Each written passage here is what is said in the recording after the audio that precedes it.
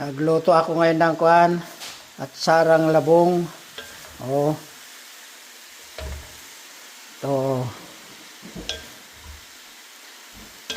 Masarap to, mga kaibigan.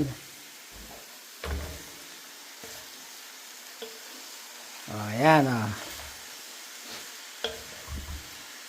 Ang ingredients na nito yung carrot, saka may bell pepper. Linagyan ko ng kuan, ano yan, asukal para medyo matamis-tamis. Asukal at saka may kunting suka,